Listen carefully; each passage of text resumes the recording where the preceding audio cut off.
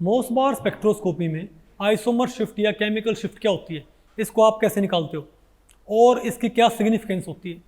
नमस्ते, मेरा नाम मनदीप दलाल है और इस लेक्चर में हम इन्हीं प्रश्नों के उत्तर खोजने की कोशिश करेंगे।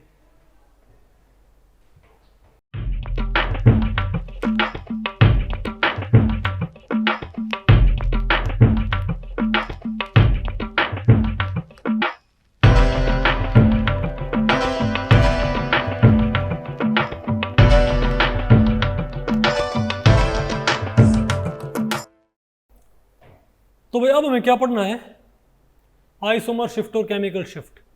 और भाई इस टॉपिक को हमने टोटल 3 सेक्शंस में डिवाइड किया। पहले हम क्या पढ़ेंगे, डेफिनेशन ऑफ आइसोमर शिफ्ट, फिर हम क्या पढ़ेंगे, डिटर्मिनेशन ऑफ आइसोमर शिफ्ट, और फिर आपने क्या पढ़ना है, सिग्निफिकेंस ऑफ केमिकल शिफ्ट और आइसोमर शिफ्ट।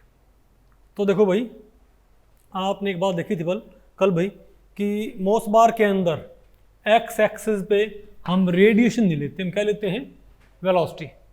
पता होगा ना आपको भाई, क्योंकि मान लीजिए हमारे पास क्या है, सोर्स, ठीक है, और ये हमारे पास क्या, बताओ भाई, सैंपल। तो हमने आपको भाई एक बात बताई थी कि अगर मान लिया जो सोर्स है वो कौन सी एनर्जी एमिट करता है, बताओ, EN, कौन सी, EN, जो कि हम क्या बोलते हैं, 35 करोड़ खरब हर्ट्ज। और भैया मानो जो सैंपल हमारे पास, उसकी केमिकल स्टेट क्या है, डिफरेंट।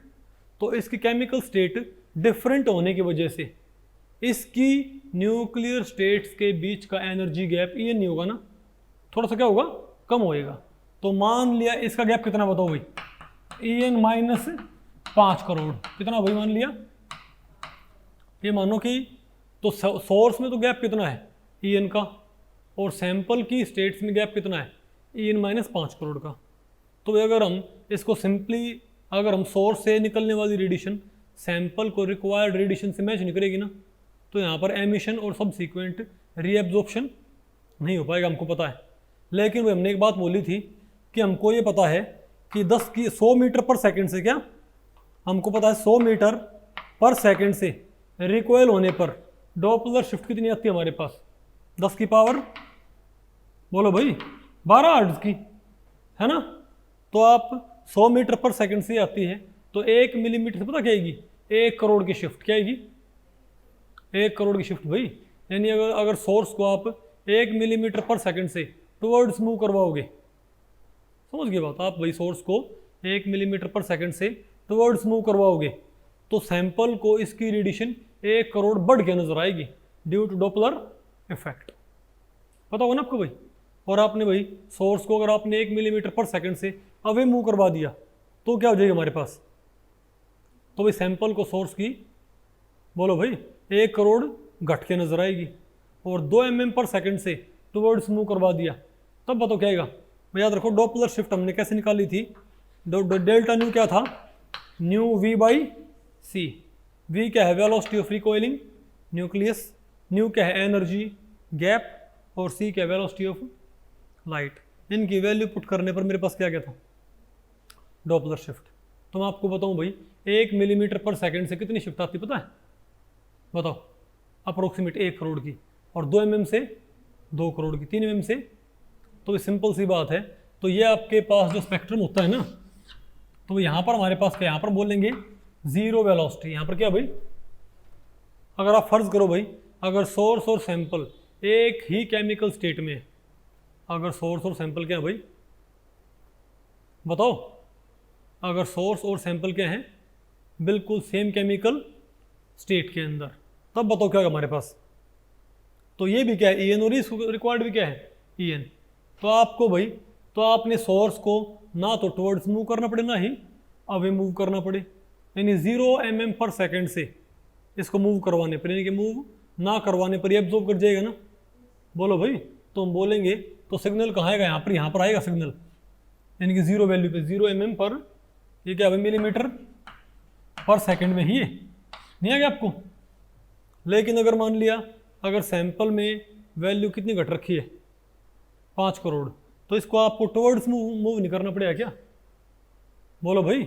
और कितना, अगर 1 मिलीमीटर, नहीं सॉरी, इसको आपको अवे मूव नहीं करना पड़ेगा, क्योंकि यहाँ पर एनर्जी कितनी कम हो रखी है, 5 करोड़।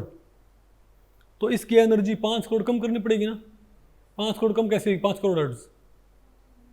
अगर ये 1 मिलीमीटर पर सेकंड से अवे मूव करवाई जाए तो 1 करोड़ कम, 2 mm पर सेकंड से 2 करोड़, और 5 mm पर सेकंड से, तो आपके पास सिग्नल कहाँ पर आएगा? ये मान लें कि हमारे पास -5 हो रही है तो क्या है +5, तो सिग्नल आपको यहाँ देखने को मिलेगा। तो जो डिफरेंस होता है ना, बोलो भाई, इसको क्या बोलते हैं? केमिकल शिफ्ट या आइसोमर शिफ्ट बोलते हैं इसको। केमिकल शिफ्ट की वजह यहाँ पर वही आप आइसोमर शिफ्ट ज़्यादा इस्तेमाल करना चाहिए आपको, क्योंकि केमिकल शिफ्ट NMR में भी इस्तेमाल होता है। समझ गए बात? एक रेफरेंस से। लेकिन यहाँ पर केमिकल शिफ्ट का मतलब क्या है कि आपको सोर्स न्यूक्लियस को कितना टुवर्ड्स या अवे मूव करना पड़ता है ताकि सैंपल न्यूक्लियस एब्जॉर्ब कर जाए भाई। समझ गए बात? तो जिस वेलोसिटी से टुवर्ड्स मूव करना पड़े वो क्या होगी? Positive isomer shift. और आपको भाई जिस वेलोसिटी से अवे मूव करना पड़े वो क्या होगी? नेगेटिव केमिकल शिफ्ट या नेगेटिव आइसोमर शिफ्ट। अगर यहीं पर मैं कहता अगर सैंपल में एनर्जी गैप कितना हो रखा बताओ? En + 2 करोड़ का, तो आइसोमर शिफ्ट क्या आती मेरे पास? अगर सैंपल में गैप क्या होता भाई? En + 2 करोड़ का, तो आइसोमर शिफ्ट क्या आती? तो आपने भाई अगर गैप बढ़ रखा है तो सोर्स से निकलने वाली रेडिएशन बढ़नी पड़ेगी ना, तो इसको आपको टुवर्ड्स मूव करना पड़ेगा। किससे बताओ? +2 mm, बोलो भाई, +2 mm पर सेकंड से। नहीं आएगा आपको? इसको बोलता है आइसोमर शिफ्ट। समझे बात? तुम क्या बोलेंगे? तो आइसोमर शिफ्ट में कुछ नहीं होता, सोर्स को जिस वेलोसिटी से टुवर्ड से अवे मूव करवाना पड़ता है ताकि सैंपल एब्जॉर्ब कर जाए, उस वेलोसिटी को हम क्या बोलते हैं? Isomer shift. ठीक है? अगर नेगेटिव है तो नेगेटिव आइसोमर शिफ्ट, अगर पॉजिटिव तो क्या? Positive isomer shift. है कि नहीं आपको? अब बताओ क्या है हमारे पास? Determination of isomer shift. अब ये भाई आइसोमर शिफ्ट आप निकाल कैसे सकते हो भाई? अब आपने पढ़ना है। अच्छा भाई मैं आपसे एक बात पूछूं, आप ये बताओ कि हमारे पास एक कंपाउंड है, मैं एक भाई स्पेक्ट्रम लिखता हूँ एक, ठीक है? FeCN6 का नाम सुना कभी? पक्का? तो जो हमारे पास क्या होता है FeCN6 4 नेगेटिव, ठीक है? तो इसका सिग्नल भाई यहाँ पर आता है, ये क्या है? 0 मिलीमीटर पर सेकेंड। मतलब ना तो सोर्स को टुवर्ड्स मूव करना पड़े और ना ही अवे मूव करना पड़े, लेकिन ये एब्जॉर्ब करता है, बताओ कितना? यहाँ पर भाई ये कितना? -5 और ये कितना है? +5। और ये कितना है? 1 2 3 4 5। ओके, तो कहाँ पर एब्जॉर्ब कर रहा है ये? -1 बाई भाई इवन 1 mm पे भी नहीं, -0.5 mm पर सेकंड पे भाई। माइनस क्यों बोला हमने इसको? क्योंकि अवे मूव करना पड़ रहा है, नहीं आपको? यानी सैंपल से आपको सोर्स को अवे मूव करना पड़ता है, तो -0.5 mm पर सेकंड से आपको सैंपल को अवे मूव करना पड़ रहा है। तो क्या इसकी केमिकल शिफ्ट है ना? ये नेगेटिव की पॉजिटिव है। तो मैं आपसे एक बात पूछूं कि बताओ सोर्स के मुकाबले सैंपल में गैप घट रखा है कि बढ़ रखा है? बताओ। अगर मैं ये कहूँ कि ये कंपाउंड कहाँ एब्जॉर्ब करता है? -0.5 मिलीमीटर। ये कंपाउंड कहाँ एब्जॉर्ब करता है? -0.5 मिलीमीटर पर सेकंड पे। तो मैं आपसे एक बात पूछूं कि बताओ सोर्स के मुकाबले इसके अंदर एनर्जी गैप घट रखा है कि बढ़ रखा है? क्या हो रखा भाई? कम हो रखा है। कैसे बोलोगे बात ये भाई? क्योंकि अवे मूव करना पड़ रहा है, तो आपने सोर्स की फ्रीक्वेंसी आपने कम करनी पड़ रही है, अवे मूव करना पड़े तो एनर्जी गैप घट रखा है। और मैं आपसे पूछूं कितना कम हो रखा है? अगर मैं ये कहूँ कि 1 मिलीमीटर पर सेकंड से मोशन करने पर, बताओ भाई 1 करोड़ की क्या आती है? बोलो भाई डॉपलर शिफ्ट। मैं कहूँ कि 1 mm पर सेकंड से अगर क्या हो? न्यूक्लियस रिकोइल हुए 1 mm पर सेकंड से रिकोइल होने पर, बताओ हमारे पास डॉपलर शिफ्ट क्या आती है? 10⁷ हर्ट्ज की, यानी कि 1 करोड़ की। तो बताओ यहाँ पर भाई इसमें सोर्स के मुकाबले गैप कितना कम हो रखा है? अंजलि आप बताओ बेटा, सोर्स के मुकाबले यहाँ पर गैप कितना कम हो रखा है? कितना? नहीं अरे मैंने बोल दिया 1 mm से कितना कम होगा। अगर 1 mm से आपने टुवर्ड्स मूव कराया तो 1 करोड़, अरे भाई 1 mm से आपने टुवर्ड्स मूव कराया तो फ्रीक्वेंसी 1 करोड़ बढ़ के नजर आएगी। 1 mm से आपने अभी मूव करवाया तो फ्रीक्वेंसी 1 करोड़ घट के नजर आएगी। तो अगर ये कंपाउंड -½ mm पे एब्जॉर्ब कर रहा है तो बताओ भाई उसमें गैप घट रखा है कि बढ़ रखा है? घट रखा है। कितना घट रखा है? 50 लाख। भाई क्यों? अगर ये 1 पे ही आता सिग्नल तो हम समझ जाते भाई वहाँ पर क्या है, 1 करोड़ का वहाँ पर क्या हो रखा है, गैप कम हो रखा है। नहीं बात आपको पहले पड़ी? तो ध्यान रखियो, अगर आपको गैप पता हो तो आप केमिकल शिफ्ट निकाल सकते हो, और आपको केमिकल शिफ्ट पता हो तो आप भाई रिलेटिव जो डिक्रीज या इंक्रीज होता है वो भी आप मालूम कर सकते हो। Isn't it? अब हमने बताओ पढ़ना क्या है, डिटर्मिनेशन ऑफ आइसोमर शिफ्ट। अब आपको भाई आइसोमर शिफ्ट का फॉर्मूला मालूम होना चाहिए। आइसोमर शिफ्ट का तो ध्यान रखियो, कोई कॉम्प्लेक्स एब्जॉर्ब करता है इस दुनिया में, कोई कॉम्प्लेक्स एब्जॉर्ब करता है पॉजिटिव वैल्यू पे, कोई कॉम्प्लेक्स एब्जॉर्ब करता है नेगेटिव वैल्यू पे। तो भाई किसी कॉम्प्लेक्स की आइसोमर शिफ्ट पॉजिटिव, किसी कॉम्प्लेक्स की आइसोमर शिफ्ट नेगेटिव। तो इसको हम भाई मालूम कैसे करेंगे कि भाई, तो आइसोमर शिफ्ट का फॉर्मूला भी होता कुछ भाई, तो इसका एक फॉर्मूला होता है भाई, आइसोमर शिफ्ट का उसका होता है एक फॉर्मूला। और तो क्या होता है, तो आइसोमर शिफ्ट का भी एक फॉर्मूला बताओ क्या होता है, ये होता है के भाई सम कांस्टेंट है और ये पॉजिटिव होता है, ठीक है बात, some constant into rho square source, rho square source minus rho square sample, और फिर क्या होता है बोलो भाई, R excited minus R ground by R ground. Okay भैया, अब आपने देखना है कि केमिकल शिफ्ट नेगेटिव आएगी या पॉजिटिव आएगी, और कैसे भैया नेगेटिव या पॉजिटिव आती है। ओके ये तो आपने पता लगा लिया कि अलग अलग कंपाउंड में अलग अलग क्या आती है, केमिकल शिफ्ट वैल्यू क्या अलग अलग आएगी, और उसकी वजह क्या होती है, मैंने आपको बताया था एस इलेक्ट्रॉन डेंसिटी की वजह। भैया आइसोमर शिफ्ट सैंपल में सोर्स के मुकाबले एनर्जी गैप कम या ज़्यादा होता है ना, due to difference in chemical state. आप कहोगे केमिकल स्टेट डिफरेंट होने से एनर्जी गैप क्यों बदल जाएगा? भाई केमिकल स्टेट अगर डिफरेंट होगी ना तो एस इलेक्ट्रॉन डेंसिटी बदल जाएगी जो न्यूक्लियस पे सेंटर्ड होती है। आप कहोगे भाई कि एस इलेक्ट्रॉन डेंसिटी न्यूक्लियस के अंदर होती है। भाई ध्यान रखो, हमने आपको पढ़ा रखा है कि S electron density P D और एफ इलेक्ट्रॉन ये तो न्यूक्लियस के अंदर एंट्री नहीं करते, ये न्यूक्लियस के सेंटर पे एग्जिस्ट नहीं करते भाई, लेकिन एस इलेक्ट्रॉन जो होते हैं, जो एस इलेक्ट्रॉन की डेंसिटी होती है वो न्यूक्लियस के सेंटर में भी होती है और न्यूक्लियस के बाहर भी होती है। तो अगर एस इलेक्ट्रॉन डेंसिटी न्यूक्लियस के अंदर एंटर कर सकती है तो वो न्यूक्लियर स्टेट्स को भी अफेक्ट कर सकती है।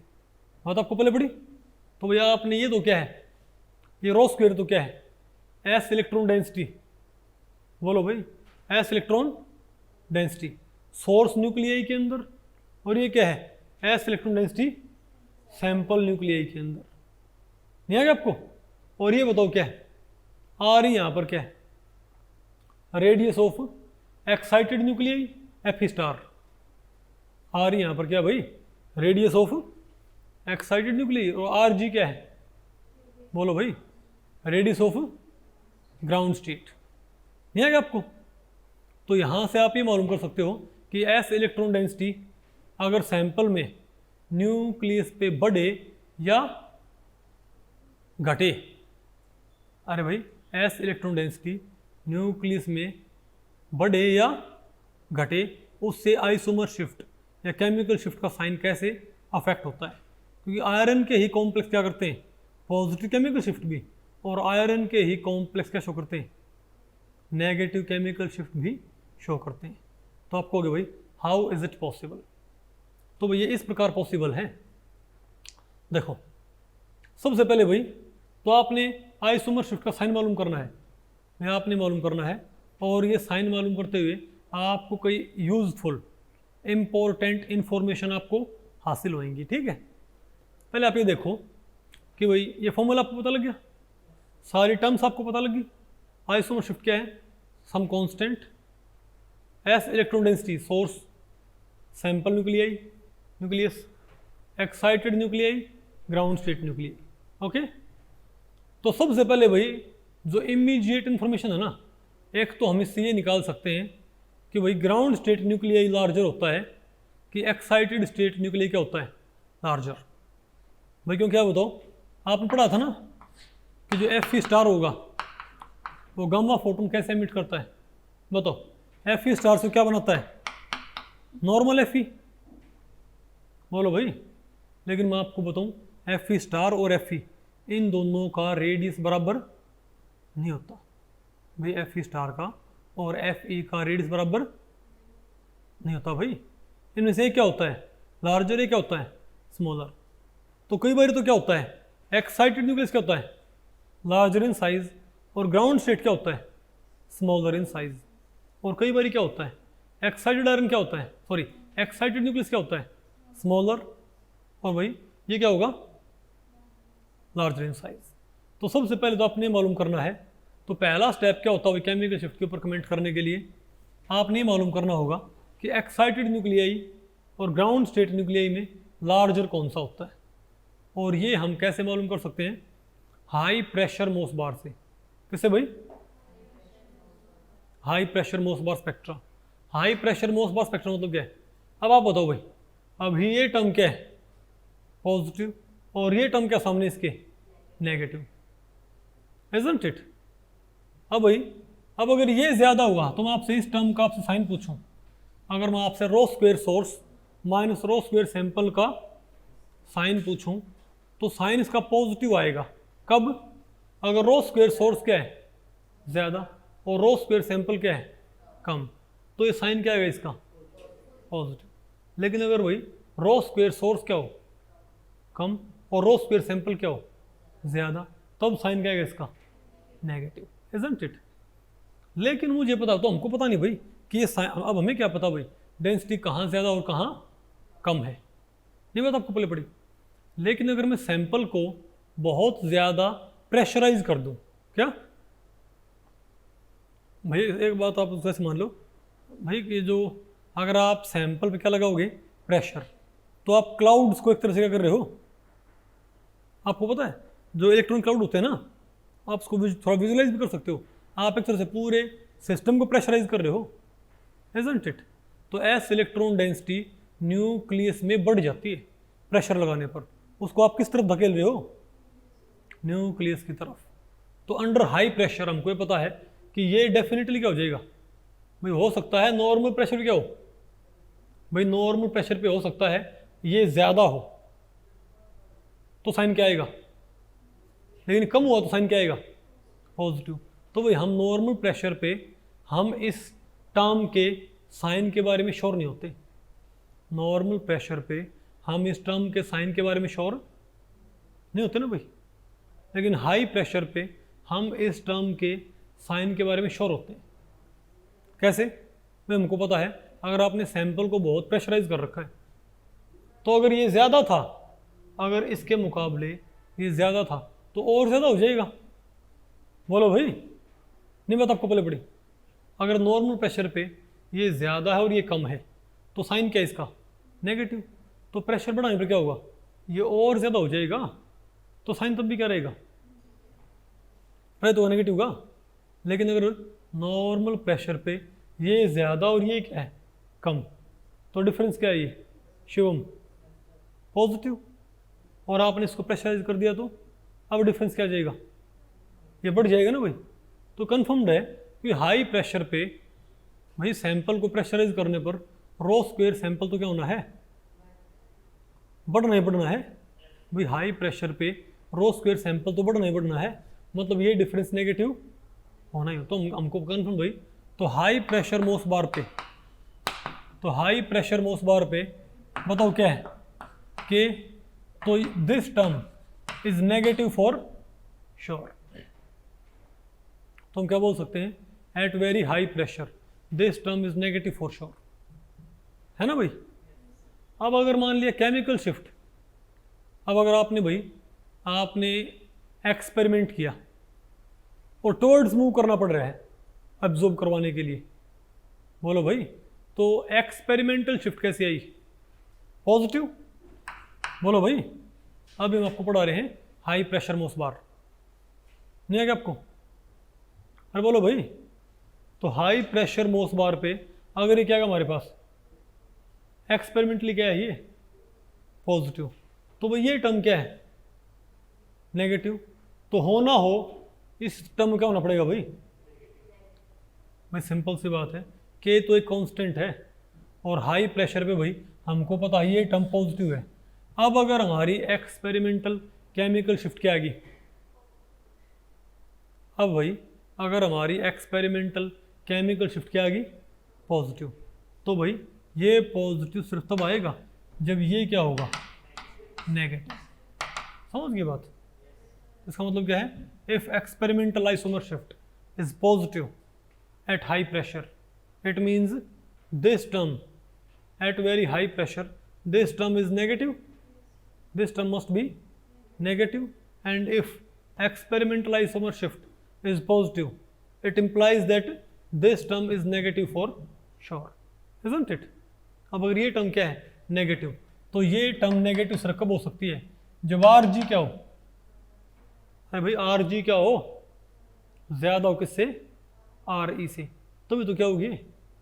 तो हमको एक बात तो क्या पता लगी कि होना हो इसके अंदर क्या है आर ई से ज्यादा कौन है आर जी, मतलब ग्राउंड स्टेट न्यूक्लियस का रेडियस क्या है ज़्यादा है और एक्साइटेड स्टेट न्यूक्लियस का रेडियस क्या है कम है, तो क्या होगी नेगेटिव।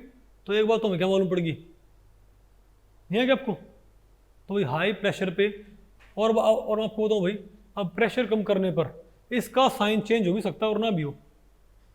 अरे बोलो भाई लेकिन इसका साइन प्रेशर क्या होता है इंडिपेंडेंट, नहीं समझे बात।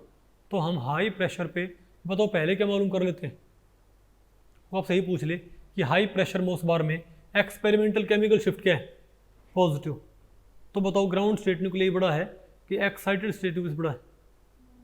तो अगर हाई प्रेशर मोस बार पे आइसोमर शिफ्ट पॉजिटिव है तो पक्की बात है भाई ये तो टर्म नेगेटिव होगी, तो इसको भी नेगेटिव होना पड़ेगा भाई। और ये नेगेटिव सिर्फ कब होगी बताओ जब आर जी क्या होगा ज़्यादा किससे भाई आर ई से, हो गया ना कंफर्म, ये नहीं आया। अरे बोलो भाई अब बताओ और अगर मान लिया हाई प्रेशर मोस बार पे आइसोमर शिफ्ट क्या है नेगेटिव, तो के ये तो नेगेटिव होगा। और अगर हाई प्रेशर मोस बार पे बताओ क्या आ जाए हमारे पास, बोलो भाई नेगेटिव आ जाए, इसका मतलब ये पक्की बात क्या है पॉजिटिव। तो ये पॉजिटिव होने का मतलब क्या होगा बताओ, बोलो भाई इसका मतलब क्या हुआ कि यहाँ पर आर ई क्या है ज़्यादा है आर जी से।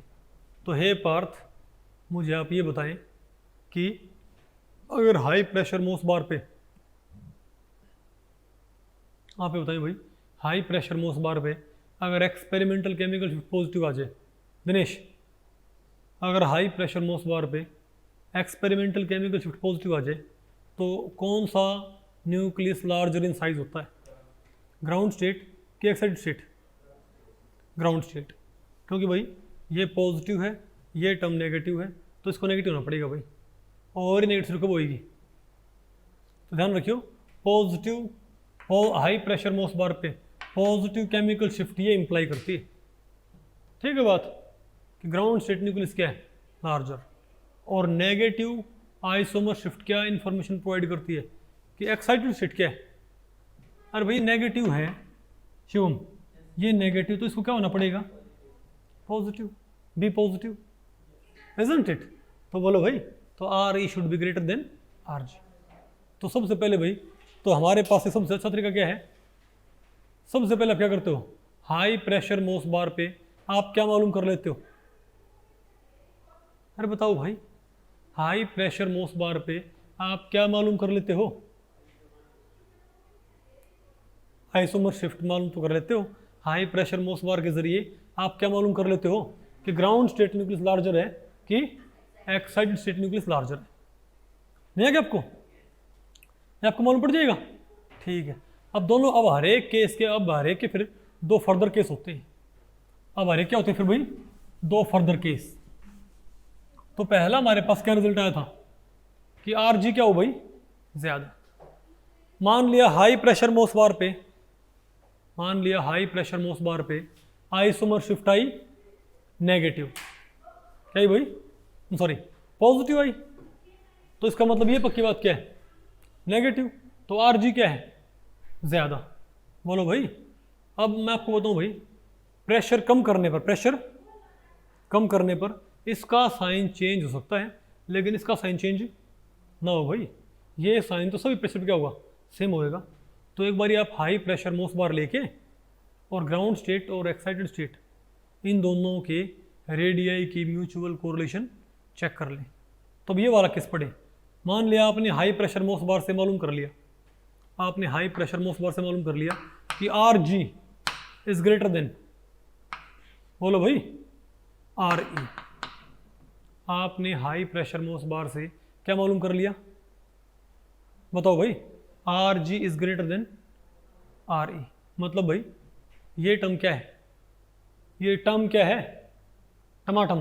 बोलो भाई क्या है ये टर्म क्या है? नेगेटिव है ना। तो बताओ क्या है हमारे पास? तो आइसोमर शिफ्ट क्या होगी? बोलो भाई। देखो, अब देखो यहाँ पर दो केस राइज होते हैं भाई। हाई प्रेशर पे आपने मालूम कर लिया ये टर्म क्या है? नेगेटिव। इसका मतलब ये क्या है? ज़्यादा, और ये क्या है? कम। अब प्रेशर कम करने पर ये टर्म तो चेंज नहीं होगी भाई। तो ये टर्म तो क्या है? Negative for sure. ये टर्म तो क्या? Negative for sure. और ये बताओ क्या है?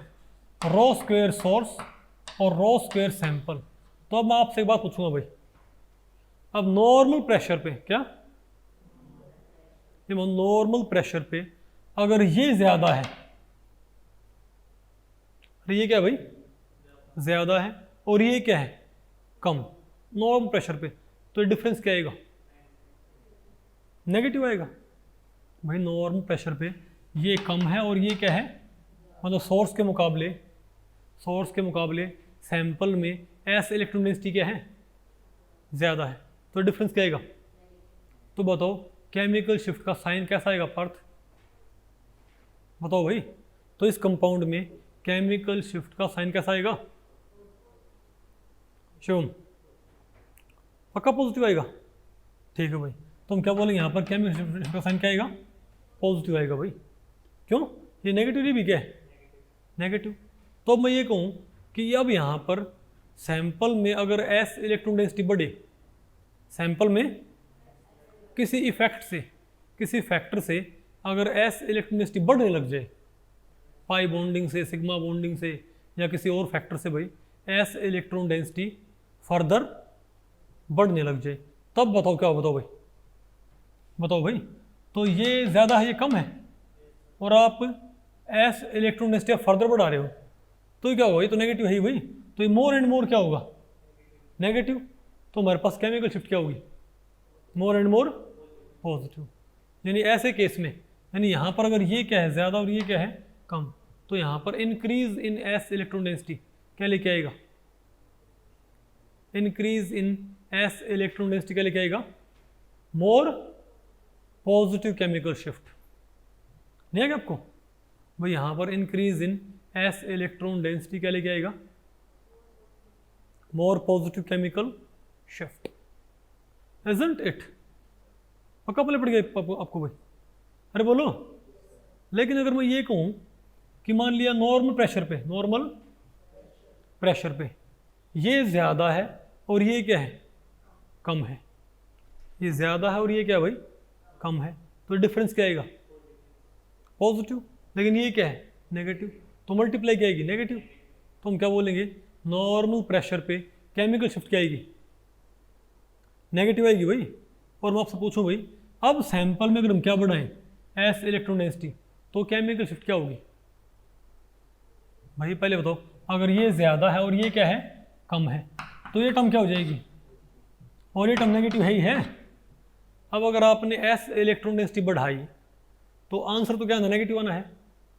लेकिन अब आपने भाई सैंपल में, अगर आप सैंपल न्यूक्लियाई में थोड़ा बहुत चेंजमेंट करके और क्या कर रहे हो, एस इलेक्ट्रॉन डेंसिटी बढ़ा रहे हो न्यूक्लियस के ऊपर भाई, तो क्या होगा, तो भाई ये बढ़ेगा ना, ये बढ़ेगा तो डिफरेंस क्या होगा, ये घटेगा। बोलो भाई, ये बढ़ेगा तो डिफरेंस क्या होगा भाई, घटेगा ना। और ये घटेगा तो रहे तो पॉजिटिव है, लेकिन इससे मल्टीप्लाई क्या हो जाएगा, ये लेस नेगेटिव नहीं आएगा, ये क्या आएगा, लेस नेगेटिव।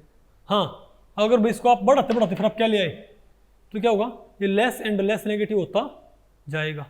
लेकिन ये खास वैल्यू से आपने क्या कर दिया, ये बढ़ा दिया, तो ये क्या हो जाएगा अपने आप, फिर ये नेगेटिव, फिर मल्टीप्लाई क्या लग जाएगी, पॉजिटिव। नहीं आ रहा आपको भाई, अरे सिंपल कोरिलेशन तो है, नहीं आएगा आपको। और बताओ भाई, अब मैं ये कहूँ, अब बताओ दूसरा केस, अब आप क्या बताओ भाई, दूसरा केस। अब मैं ये कहूँ कि बताओ हमारे पास क्या है, बताओ, मैं कहूँ भाई आर एक्साइटेड क्या है ज़्यादा, किससे, आर ग्राउंड से, तो ये टर्म बताओ क्या पक्की बात, पॉजिटिव है। बोलो भाई, हाई प्रेशर मोस बार स्पेक्ट्रा लेके आपने कंफर्म कर लिया कि आर एक्साइटेड क्या है ज़्यादा, किससे, आर ग्राउंड से, तो ये डिफरेंस क्या बताओ भाई, तो ये टर्म क्या, पॉजिटिव। अब प्रेशर को नॉर्मल करने पर भाई, प्रेशर को नॉर्मलाइज करने पर बताओ क्या होगा, बोलो भाई, प्रेशर को नॉर्मलाइज करने पर, नॉर्मल करने पर भाई ये टर्म तो नेगेटिव नहीं होगी, ये टर्म तो क्या थी, पॉजिटिव थी, और ये पॉजिटिव ही रहेगी, इजंट इट। अब बताओ भाई केमिकल शिफ्ट का साइन क्या आएगा, अब अगर ये कम है और ये क्या है ज़्यादा, तो डिफरेंस क्या आएगा, ये पॉजिटिव, तो ओवरऑल मल्टीप्लाई क्या आएगी मेरे पास भाई, ये तो पॉजिटिव है ही है। अब ये ज़्यादा और ये क्या है, कम है, तो डिफरेंस क्या आएगा, पॉजिटिव आएगा ना शिवम, ये ज़्यादा ये कम है, डिफरेंस क्या आएगा, पॉजिटिव। तो पॉजिटिव टू पॉजिटिव क्या आएगी हमारे पास, तो हम क्या बोलेंगे, इस कंपाउंड में हमारे पास क्या आएगी, पॉजिटिव केमिकल शिफ्ट। अब मैं आपसे पूछ रहा हूँ भाई, अगर इस कंपाउंड में आप थोड़ा बहुत चेंजमेंट करके और एस इलेक्ट्रॉन डेंसिटी न्यूक्लियस पे बढ़ा दो, तो ये पॉजिटिव केमिकल शिफ्ट कहाँ जाएगी, बताओ भाई। अगर ये बढ़ेगा अब, तो डिफरेंस क्या होगा, कम होएगा भाई, तो क्या होगा, लेस एंड लेस पॉजिटिव। अगर ये लेस एंड लेस पॉजिटिव होएगा तो क्या हो जाएगा हमारे पास, ये बोलो भाई, मल्टीप्लाई क्या आएगी, पॉजिटिव रहेगी लेकिन कम हो जाएगी ना भाई, तो हम कहाँ जाएंगे, मोर पॉजिटिव से लेस पॉजिटिव। दूसरी तरफ अगर मान लें ये ज़्यादा है, ये क्या भाई, और भाई अगर आप इसको बढ़ाते गए, अगर आप इसको बढ़ाते गए, एक टाइम ऐसा आएगा कि बढ़ते बढ़ते क्या हो जाएगा इसके, बोलो भाई, बराबर हो जाएगा। उस वक्त बताओ केमिकल शिफ्ट कहाँ आएगी, ज़ीरो पे। लेकिन अगर ये क्या हो जाए इससे, अगर ये इससे ज़्यादा हो गया, अब बताओ ये क्या आएगा हमारे पास, नेगेटिव आएगा भाई। अगर ये बढ़ते बढ़ते इससे भी क्या हो गया, नेगेटिव हो गया, थोड़ा ज़्यादा हो गया। अब ये डिफरेंस क्या है मेरे पास, अरे बोलो भाई, नेगेटिव आएगा, नहीं बात आपको पहले पड़ी मेरे ख्याल से, अरे बोलो भाई। तो अब बताओ, अब अगर ये बढ़ते बढ़ते तो क्या हो गया, अरे बढ़ते बढ़ते क्या हो गया, इससे भी ज़्यादा हो गया, तो डिफरेंस क्या हो जाएगा मेरे पास, नेगेटिव हो जाएगा, इजंट इट। तो ओवरऑल साइन क्या हो जाएगा, केमिकल शिफ्ट का बदल जाएगा, क्या हो जाएगा, नेगेटिव। और अब फर्दर एस इलेक्ट्रॉन डेंसिटी बढ़ाने पर बताओ क्या आएगा, मोर एंड मोर नेगेटिव, क्योंकि ये बढ़ता जाएगा, ये उतना ही रहेगा, तो डिफरेंस क्या होगा, लगातार मोर एंड मोर नेगेटिव आएगा। नहीं आएगा आपको भैया, अरे बोलो, ठीक है। तो मेरे ख्याल से आपको भाई डिटर्मिनेशन ऑफ आइसोमर शिफ्ट आपको मालूम पड़ी कि नहीं मालूम पड़ी।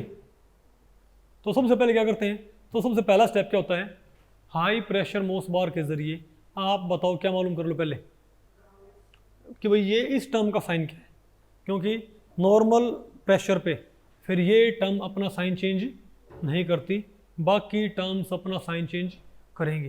तो सबसे पहले तो भाई इस टर्म का आप साइन निकाल लो, आ गया ना आपको। इस टर्म का साइन आने के बाद बाकी सारी बात होएगी। आ गया आपको? तो फिर तो आसान है। अगर इस टर्म का आपको साइन पता है, हाई, क्योंकि हाई प्रेशर मोस बार पे ये टर्म क्या होती है, नेगेटिव, और एक्सपेरिमेंटल केमिकल शिफ्ट का साइन देख के आप इसके साइन के ऊपर कमेंट कर सकते हो, है ना। और इसके साइन से आप क्या मालूम कर सकते हो कि कौन सा न्यूक्लियस क्या है, लार्जर या स्मॉलर। तो भाई वो जो साइन होगा लास्ट टर्म का वो तो क्या रहेगा, हमेशा सेम रहेगा, चाहे हाई प्रेशर मोस बार हो, चाहे हमारे पास क्या हो, लो प्रेशर मोस बार। Isn't it? तो बोलो भाई, तो जब एक बार फिर कम हो जाए तो उस हाई, तो भाई फिर कम पे हमको पता है, तो ये साइन आपको पता लग गया, फिर ये साइन आपको पता है, ये साइन आपको मालूम, भाई समझ गए बात। तो सिंपल सी बात है, अगर ये साइन पॉजिटिव है और ये साइन क्या है, ये ज़्यादा ये कम होता है तो साइन क्या आएगा, ये डिफरेंस पॉजिटिव आएगा। तो पॉजिटिव पॉजिटिव पॉजिटिव, बढ़ेगा तो क्या होगा, लेस पॉजिटिव, तो मल्टीप्लाई क्या आएगी, कम कम होती जाएगी भाई। लेकिन जब ये इससे क्या हो जाएगा, ग्रेटर हो जाएगा, तो डिफरेंस क्या हो जाएगा, नेगेटिव, वो क्या है, पॉजिटिव। केमिकल शिफ्ट उसके बाद सैंपल पे further increase in S electron density क्या करेगा, more and more negative chemical shift generate करेगा।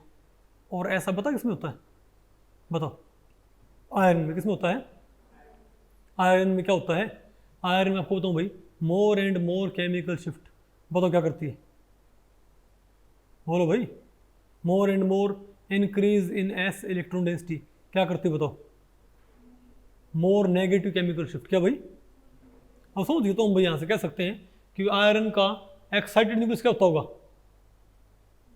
भाई, हम क्या बोलेंगे, क्योंकि आयरन में क्या होता है, एस इलेक्ट्रॉन डेंसिटी का इंक्रीज हम भाई बढ़ाते गए, नहीं समझे बात, अरे बोलो। तो शुरू में क्या होता है, बोलो भाई, मोर पॉजिटिव क्या हो, लेस पॉजिटिव होती आएगी, समझ गए बात। लेकिन एक टाइम ऐसा आएगा, वो तो क्या होगा, ये मोर एंड मोर नेगेटिव होती जाएगी, फिर नहीं होता आपको पहले पड़ी। टिन में उल्टा होता है, टिन में क्या होता है, तुम कह सकते हैं कि आयरन में क्या होना चाहिए, बताओ, आयरन में इसका मतलब क्या है, एक्साइटेड न्यूक्लियस क्या है, लार्जर किससे भाई, ग्राउंड स्टेट से, क्योंकि तभी तो क्या होगा, ये बढ़ाने पर क्या होगा, पहले तो क्या होगा, मोर पॉजिटिव से लेस पॉजिटिव, और फिर भाई नेगेटिव में जाके more and more negative. Tin में क्या होता है, बताओ भाई, टिन में क्या होता है, बताओ, टिन में आपको बताओ उल्टा होता है, टिन में इलेक्ट्रॉन डेंसिटी बढ़ने पर बताओ क्या होता है, मोर पॉजिटिव क्या आती है, केमिकल शिफ्ट।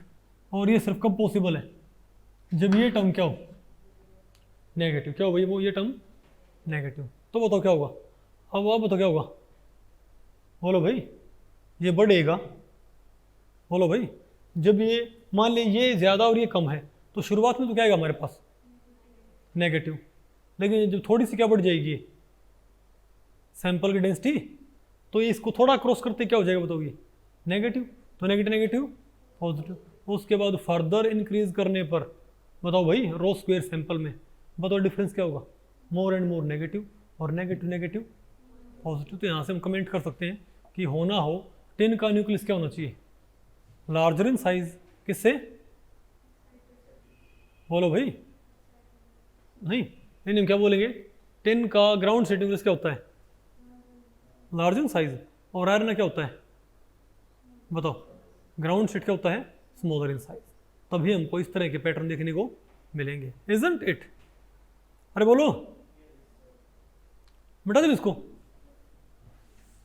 अच्छा भाई, अब बताओ इसकी सिग्निफिकेंस क्या है, अब हम क्या पढ़ते हैं इसकी भाई, अब हम पढ़ते हैं इसकी सिग्निफिकेंस ऑफ केमिकल शिफ्ट। तो भी हमको पता है भाई, एक तो आप इससे क्या मालूम कर सकते हो, बताओ, इसके फायदे क्या हैं केमिकल शिफ्ट के। एक तो आप इसे भाई, इसकी दो सबसे बड़ी सिग्निफिकेंस है। एक तो आप हाई प्रेशर मोस बार पे केमिकल शिफ्ट का साइन देख के आप ये मालूम कर सकते हो कि एक्साइटेड स्टेट न्यूक्लियस बड़ा है कि भाई ग्राउंड स्टेट न्यूक्लियस बड़ा है, इजंट इट? दूसरा ये फायदा है कि आप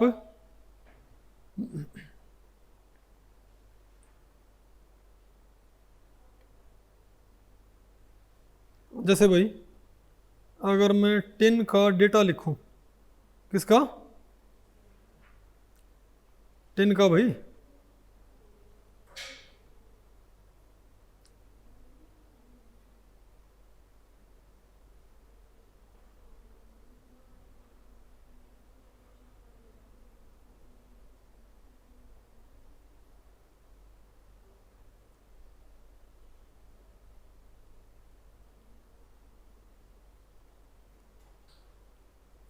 अभी मेरे पास टेबल है नहीं, वो अभी मेरे पास टेबल है नहीं, लेकिन सिंपल बात ये है, देखो तो टिन है, एक तो हमारे पास क्या हो, टिन न्यूट्रल हो भाई, एक तो क्या हो भाई, टिन न्यूट्रल हो, ठीक है। तो इसमें क्या बताओ हमारे पास, बोलो भाई, एक टिन क्या हो हमारे पास, टिन 2 पॉजिटिव हो, एक टिन बस क्या बताओ भाई 4 पॉजिटिव हो, नहीं बता आपको पहले पड़ी, अरे बोलो भाई। तो इनमें बताओ क्या होता है, इनमें भाई टिन की ऑक्सीडेशन स्टेट क्या होती है, अलग अलग होती है ना, नहीं समझे बात। तो इनकी केमिकल शिफ्ट क्या होता है भाई, अलग अलग। तो ध्यान रखियो, अगर टिन का ऑक्सीडेशन नंबर या वैलेंसी या कोवैलेंसी बदल जाएगी ना, तो इसका केमिकल शिफ्ट भी क्या है भाई, अलग अलग आएगा। तो आपको पता होता है कि टिन भाई ऐसी स्टेट में होता है तो इतना केमिकल शिफ्ट, ऐसी स्टेट में तो भाई इतना केमिकल शिफ्ट, इस स्टेट में तो भाई अगर sp3 हाइब्रिडाइजेशन में है तो ये केमिकल शिफ्ट है। बोलो भाई, टिन आयनिक फॉर्म में है 2 पॉजिटिव, तो ये केमिकल शिफ्ट है। तो आप फिर किसी टिन के कंपाउंड में, किसी टिन के अननोन कंपाउंड में टिन की ऑक्सीडेशन स्टेट पे आप कमेंट कर सकते हो। कैसे भाई, भाई आपको पता है कि टिन न्यूट्रल इतने पे एब्जॉर्ब करता है, टिन 2 पॉजिटिव इतने पे, और टिन 4 पॉजिटिव इतने पे, आपको पता है भाई। अब एक्सपेरिमेंटली आपने किसी कंपाउंड का मोस बार स्पेक्ट्रम लिया टिन कंपाउंड का, और उसने एब्जॉर्ब किया उस वैल्यू पे जो किसके आसपास पड़ती है, टिन 2 पॉजिटिव वाले के, तो आप क्या कहोगे भाई, हो ना इसमें टिन क्या है 2 पॉजिटिव। कुछ बात आपको पहले पड़ी, तो ऐसे हम इजीली बताओ क्या मालूम कर सकते हैं, बोलो भाई, ऑक्सीडेशन स्टेट या वैलेंसी या कोवैलेंसी, है कि नहीं आपको ये, अरे बोलो, नहीं आएगा आपको ये, ओके।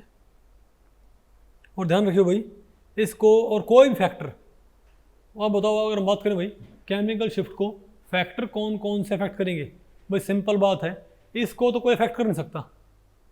तो कोई भी चीज़ जो कि सेंटर के ऊपर सैंपल का जो न्यूक्लियस है, सैंपल के न्यूक्लियस में s इलेक्ट्रॉन डेंसिटी को अफेक्ट करेगी ना, समझे बात, वो सब बताओ क्या करेंगे, चाहे वो प्रेशर है, चाहे वो पाई बॉन्डिंग है।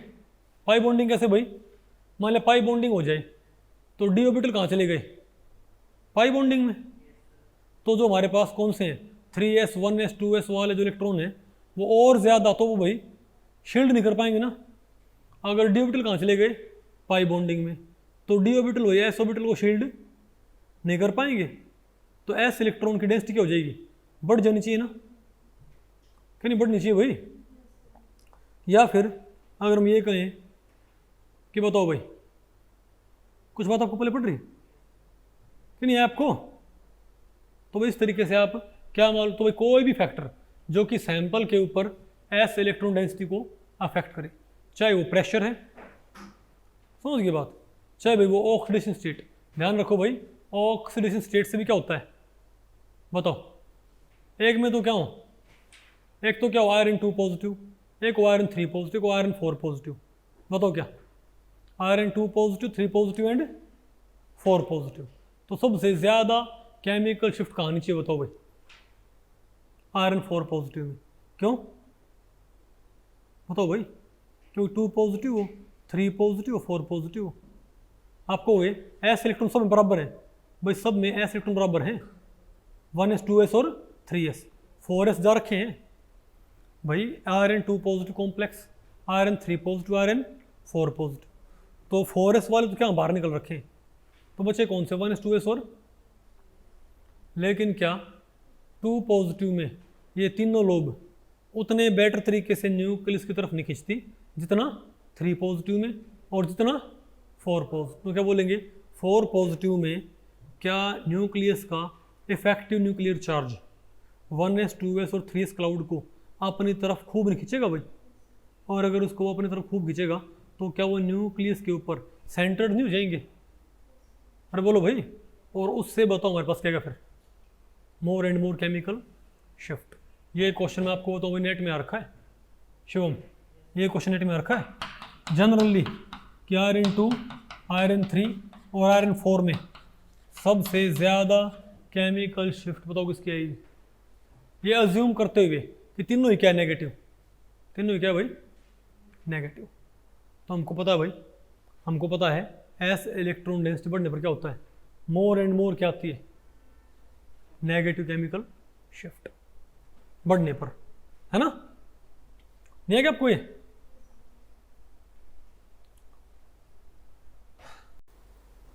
तो भाई इस लेक्चर में इतना ही। अगर इस लेक्चर के बारे में आपके कुछ प्रश्न या सुझाव हैं तो आप मुझे नीचे कमेंट सेक्शन में पूछ सकते हैं, मैं उनके उत्तर देने की पूरी कोशिश करूंगा। तो ठीक है, मिलते हैं अगले लेक्चर में, तब तक के लिए नमस्ते।